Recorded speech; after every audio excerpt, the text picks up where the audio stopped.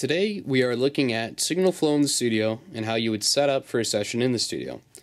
Before we start, it is imperative to review the microphones in your session you are working with and what their cable and preamp needs are. Right here we have the three basic microphones you'll be working with in the studio. First is a Heil PR-20. This is a dynamic microphone. It takes standard 3-pin XLR cables and does not require fan power from the preamp. Second, we have a Royer R122. It takes a standard 3-pin XLR as well. However, in general, you want to be especially careful to not send phantom power to these microphones, as it can damage the ribbon. The 122 is a special case, as it is an active ribbon and can take the phantom power. At the time of making this video, this is the only ribbon mic we have in the studio that can safely take phantom power. If you do not know if your ribbon mic needs phantom power, ask Wiley. Last, we have the Neumann U87, an iconic condenser microphone. This requires the 3-pin XLR and also requires the phantom power. In addition to large diaphragm condensers such as the U87, we have smaller diaphragm condensers like the DPA-4012 we have here. It takes a spaced 3-pin in the form of a 4-pin. Note that this is not the standard XLR cable like we have here. See that the spacing for the pins are different.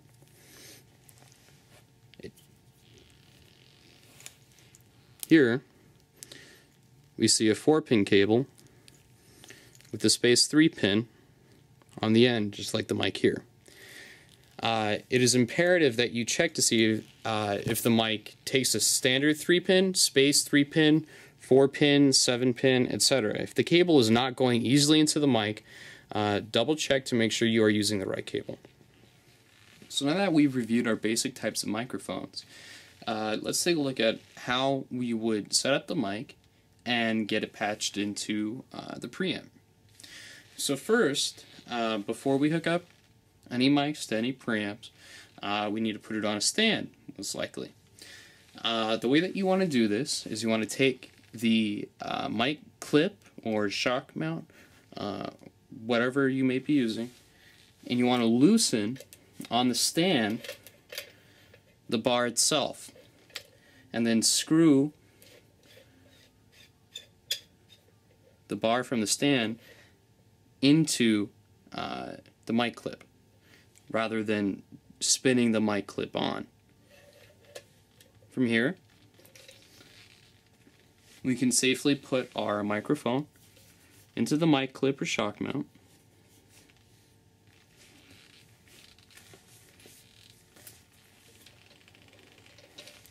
And we can take, in this case, our standard 3-pin XLR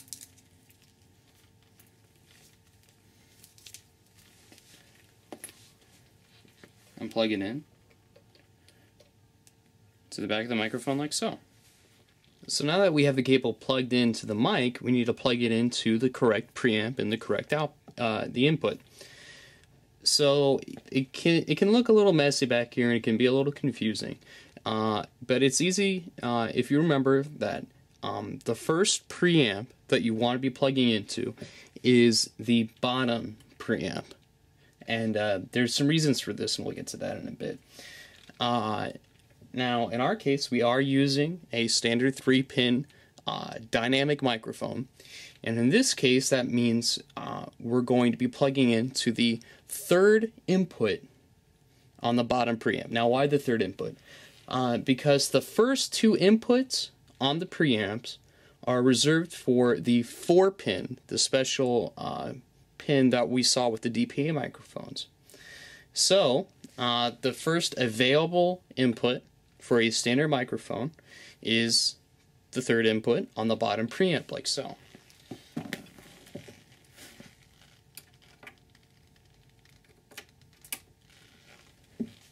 And we're done. Alright, now that we are plugged in on both the microphone side and the preamp side, we can safely start turning the equipment on. So the first thing that you're going to want to do is to turn on the analog to digital converter right here.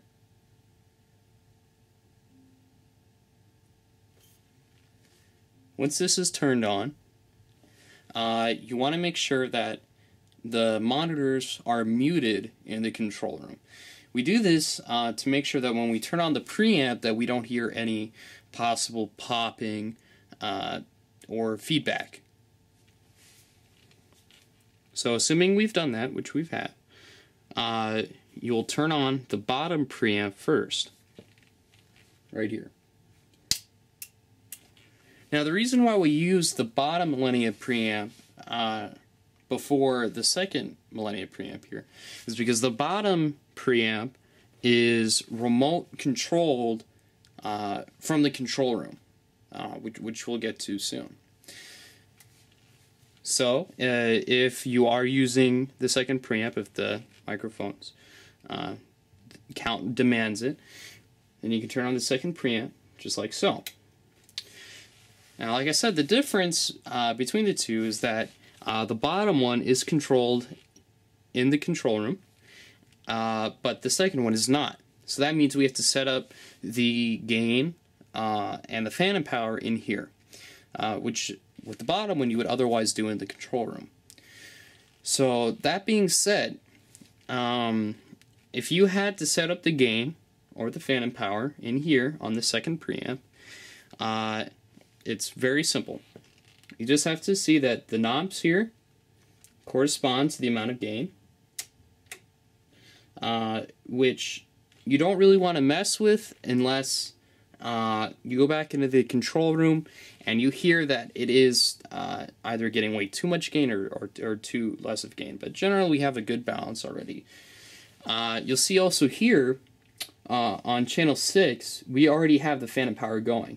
That being said, you can turn it right off by clicking in the button. The red plus 48 volts is the fan and power that you're going to be looking for the condenser microphones, and in particular the R122 that we looked at earlier.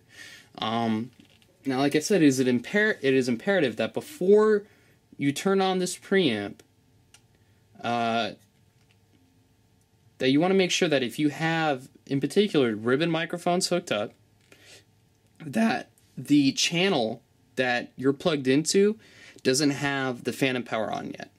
And then you want to double check to make sure that the mic doesn't need the fan and power. Right?